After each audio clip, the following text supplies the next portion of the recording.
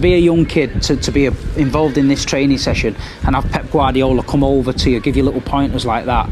These players are living the dream, and like you say, they've got to take this opportunity now with both hands, and definitely there's going to be some surprise packages coming out of this tour, I think. Ooh, I like that. Who do you think, because you're good at predicting things, who do you think is going to be the surprise package? I said it before, said it to Paul. Yeah. Nico O'Reilly for me. I just got a little. I like him, and I'm rooting for him, and I just hope he can, after the season he had with the injuries, he can come here now and make a claim to get in that in and around the first team. It'd be great to see. Paul, who's your surprise package going to be? Whether it's a surprise or not, and I'm not just saying it because Pep mentioned him, I'm going James McAtee. I just think the 2 years that he's just had will do him the world of good, and that little boost he got from Pep mentioning him, and he's just such a good footballer. And he's versatile. He can play wide, he can play in the 10 role, he can play in midfield and wide either end. So and now he's got that experience of 2 full seasons away at Sheffield United. I just think that this could be the time for him to step up and show everybody what he's all about. I remember reading an interview that James McAtee did at the end of his first year at Sheffield United, where he talked about the difference in playing EDS football to then playing Championship football or Premier League football even, and the difference that he felt, and how it took him a few months to settle into that pace.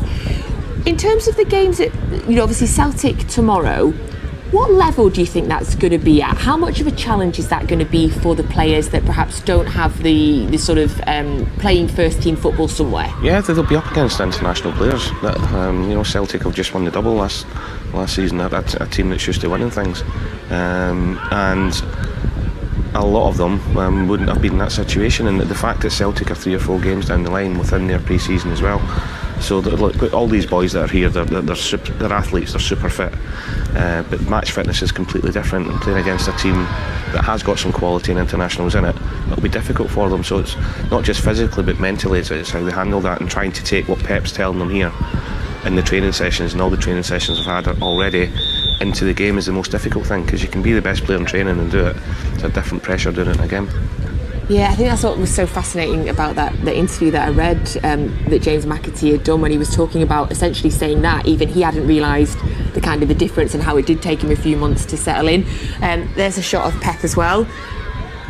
With Nico O'Reilly, so he's talking to him. He just heard Big Steve's bigged him up, so he's having a chat with him. He's massive as well, isn't he? I had to present him with a trophy at the end of the season, and honestly, I know I'm small, but I felt a bit that size.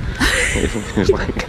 Look, Nico, Big Steve's just said you're going to be the big surprise of this tournament, so you need to step up here, lad. I feel like you got Scottish champions against English champions as well. Yeah. Added spice, plus the senior players in Celtic are not going to want a lot of young lads out fighting them on the pitch. Celtic's a massive club, they've got their own supporters there. They're going to come, and it's going to be a tough test. I feel like Celtic are going to have players that want a point to prove, and our lads have got to be switched on tomorrow, I think, 100%. I guess they're just having a water break just now, a drinks break just now, because it is so hot out there. I mean, God, look at them, they're absolutely drenched in sweat. In terms of the sort of pre-season training, what's the benefit of them training somewhere hot? Does that help the preparation? Yeah, it does. It does. Well, that helps them feel better mentally as well. It's always nice to get a bit of sun in your back, especially when you're training. But yeah, the heat will bring their heart rate up a lot quicker than what it would normally do if it wasn't in the hotter climate as well. And it tests you. It tests you, because with pre-season stuff, I know people say it's different now, but it is tough, and it's about your mental strength, about getting through it, about getting yourself in the best physical condition you can. And look, every single one of them there, it's completely different now, Natalie. We used to, pre-season training used to be to get you fit. Now these guys have to be fit for pre-season. They've got the programmes all through the summer. The summers are shorter. We used to get 6-7 weeks off sometimes.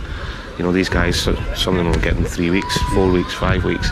So, and within that 3, 4, 5 weeks, they probably had 2 weeks off.